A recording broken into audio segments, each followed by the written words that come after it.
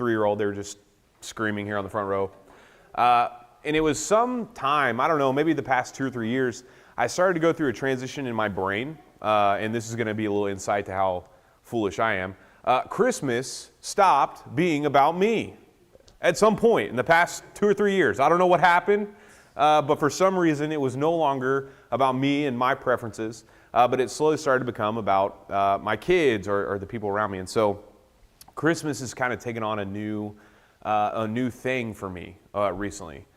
But what I love about Christmas is, especially as I preach on Sundays, is it's a constant reminder of, the reason for the season. And there's all these movies that were suggested to me during the Christmas party that I've started to catch up on culturally. I miss a lot of the relevant Christmas movies growing up. I know Grinch, but it's the other ones I don't know about. And so as we go into Christmas season, we've been going through kind of an interesting series, or at least interesting in my own brain. But it is Christ Before Christmas. Right? That's been kind of our series. And we've been spending a lot of time bouncing around, kind of surfing around different parts of the Old Testament looking for this Christ. Because if you know, there is nothing new in the New Testament. That's what they say.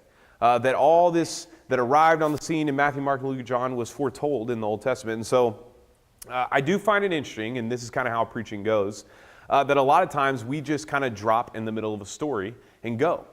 And I think it does us a disservice to not know the favorite example because it's used so often by Klingler. But has anyone seen the movie Pirates of the Caribbean? Anybody? You've seen it? Okay. If you haven't, it's a great movie. It's goofy. It's fun. It was made, 20 years ago at this point. But what if you turned on the TV and on TNT or TBS was Pirates of the Caribbean? You didn't know any of the context halfway through the movie. And you have this pirate who, by all standards, is not the smartest guy. He kind of walks around and he's real goofy. And he's Captain Jack Sparrow. And he's looking for a treasure that's going to go restore him back to normal or whatever the story is. And you think, well, this is strange. I don't believe in pirates exist today. And it's kind of random. You would have no context for the story. And so when you get to the point of the story where there's a woman standing there and the pirates break into her house and they're going to pillage and steal everything, and they're looking for one thing, and it's the treasure. And she looks at the pirate and she says, listen, I'm a grown lady. I don't believe in ghost stories. And the pirate looks at her and he says, well, you better start believing because you're living in one, right? And that's the big part of the story where you find out, you need context for the story. Have you seen the movie? Anybody? You know what I'm talking about? If you don't understand the context, then you're like, well, that was dumb. I don't care. And ironically, that's a lot of times what happens with the Bible, is we pick up in the middle of the story, like a book like today, if you have your bulletin, Ruth. If I told you today, 4 days before Christmas, we're going through the book of Ruth, you would say, this guy's an idiot, right? Morgan's face. She was like, this guy's an idiot, right? But as you start to understand the context, you start to see there is not one book in this story that is not pointing towards the Christ. The whole Genesis through Revelation is either anticipating waiting for this Christ or telling you this was the Christ and he's coming back, right? And so as we go through the story, we started in Genesis 5 weeks ago, and we talked about this sin that enters the world. This is the problem in the story, right? Man and woman, Adam and Eve, do what's good and right in their own eyes. They choose to do what's good and right. They want to be like God, deciding good and evil. And that just so happens to be the same sin today, which is, well, I'm going to define in my own eyes. I don't need God. And so because of that, sin enters the world, right? But within there, it is a promise in Genesis 3:15 that there is one who will come and restore things as they were supposed to be. That there will be one who will come and that will conquer sin, conquer death, and offer hope to anyone who will listen. And then we covered the story of Abraham and Sarah, and there's this promised one, right? We're looking for the seed of the serpent, seed of the woman, this one who's going to come forward and restore hope back to the earth. And we zoom in on the story of Abraham and Sarah, and they have a son named Isaac, and we're wondering, is this the one?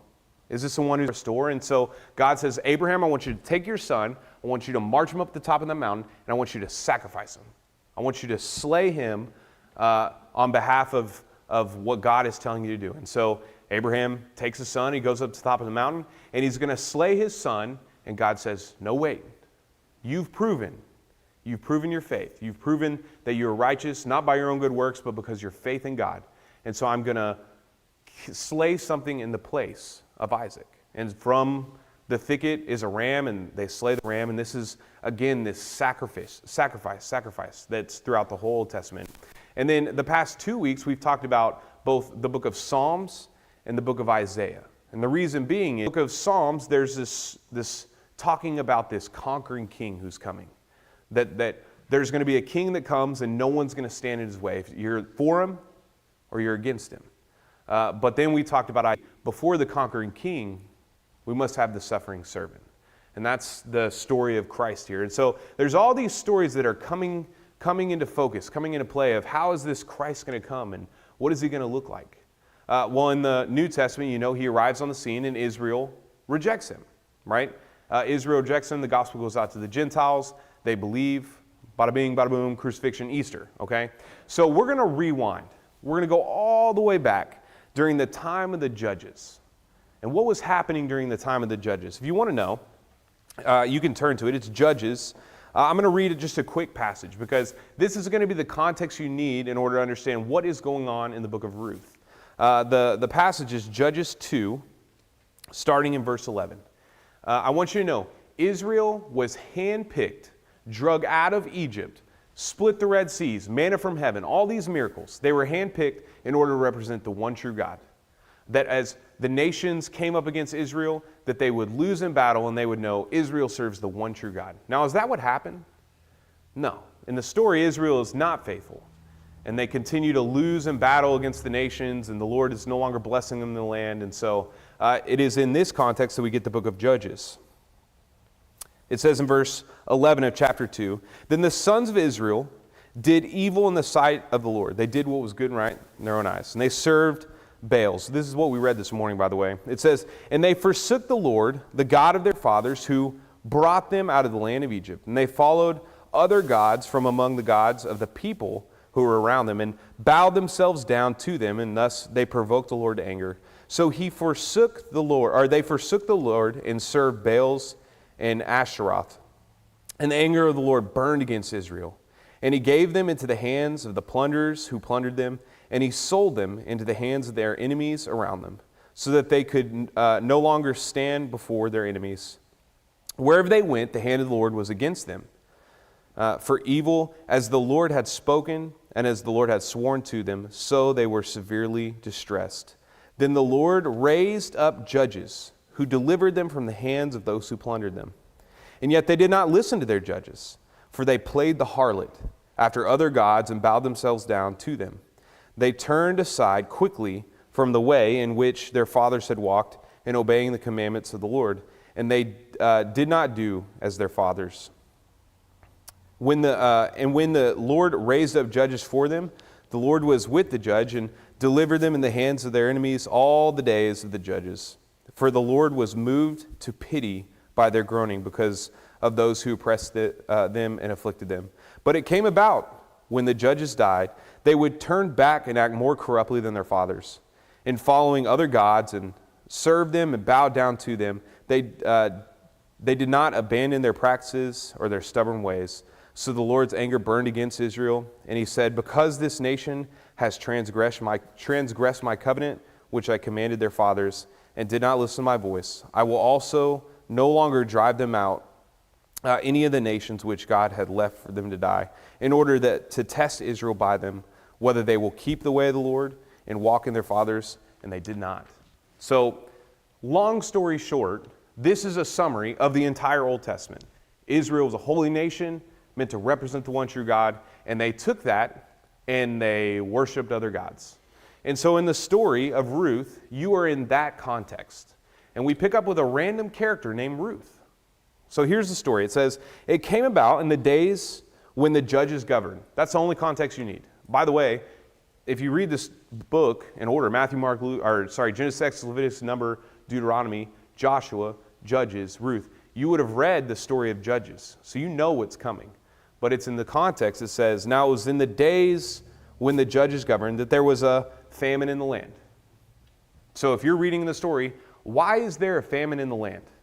Why would there be a famine in Jerusalem? Well, according to Deuteronomy 28, As Israel is obeying the Lord will bless them in the land. And as Israel is disobeying the Lord, he's going to curse them in the land. And so you're sitting in a famine, and you're in a time of Israel's disobedience. They have rejected the Lord. It came about that there was famine in the land, and a certain man of Bethlehem in Judah went to sojourn in the land of Moab with his wife and his 2 sons. And the name of the man was Elimelech, and the name of his wife, Naomi. And the names of his 2 sons were Mahlon and Chilion. Maybe. That's probably butchered. But Aphratites of Bethlehem in Judah. Now they entered the land of Moab and remained there. Then Elimelech, Naomi's husband, died, and she was left with 2 sons. And they took for them 2 Moabite women as wives.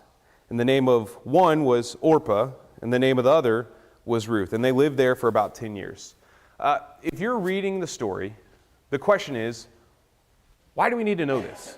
What's the point of this? We're dropped in the middle of the book of Judges, and there's this guy who's married to this woman, and you know, they're going off, and he dies, and so she can't have more kids, and they end up marrying 2 Moabite women, which actually, if you know the law, then you know that's the opposite of what they're supposed to be doing. They're not supposed to take wives from the Gentile nations, but they're supposed to take wives from the nation of Israel, because if you go and marry off with these women of the Moabites, then you're going to go and serve their gods, because that's all you've been doing the whole story. And so God says, don't intermarry with him, intermarry with Israel so that you'll serve the one true God and not be distracted with their false gods. Well, here's the story. They're in the land in famine during the time of Judges, marrying Gentile women. It's like, if you were doing a project on this, you would just write, that's not good, that's bad, okay? In fact, that was one of my projects in the seminary. We took a law, like in Leviticus, like, hey, don't intermarry with the Gentile nation. And then you would go to a story like Ruth, and you would just find the story and find the law, and you say, that's not good. That's all I could handle in seminary. That's as good as I could do. That's not good, okay? You're supposed to read the story and say, that's not good, okay? So here we are intermarrying with them. Verse 6, then she arose, rewind, verse 5. Then both the sons, Mahlon and Chilion, also died. And the woman was bereft in the 2 children and her husband. Then she arose with her 2 daughter-in-laws, that she might return from the land of Moab. For she had heard that in the land of Moab, that the Lord had visited his people and was giving them food. Now this is your second big sign of the book. Where is the Lord? In Jerusalem, right? With God's people. No. The Lord is visiting his people in Moab. Right? Because they're not in the promised land. They're out of the promised land because it's in famine. Because they're being cursed for their disobedience. And so they have to leave God's promised land to go visit the Lord in the Gentile nations. This is not good. This is the opposite of what's supposed to be happening. As you gain this context in the story, you're supposed to say, well, that's not good. Why are they going to Moab to find the Lord? Shouldn't they be going to Jerusalem? And so you're starting to get kind of a sense of the state of Israel, right? It's nothing but rejection. It's nothing but curses. Now, I thought this was a story about how to find a good husband for women. Isn't that what you were taught growing up? I was never taught Ruth because I'm not a woman, right? Yeah, that one doesn't apply to you. You know, you're not going to find your Boaz. You're supposed to be the Boaz, okay? I thought this was a book about getting married. No. This is a very distinct and exact explanation of what is the state of Israel. And there's this worthless Moabite woman named Ruth, and she's going to save the story. Really? That's what's going on here? Sure enough. Let's keep reading.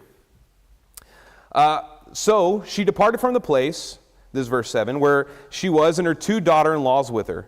And they went on the way to return to the land of Judah. And Naomi said to her 2 daughter-in-laws, go, return each of you to your mother's house. May the Lord deal kindly with you as you have dealt with the dead and with me. May the Lord grant that you may find rest each in the house of your husband. And then she kissed them, and they lifted up their voices and wept. Now this sounds nice. You know, I hope the Lord blesses you. I hope he takes care of you. Good luck. I hope you find rest with your people and your gods. This is bad.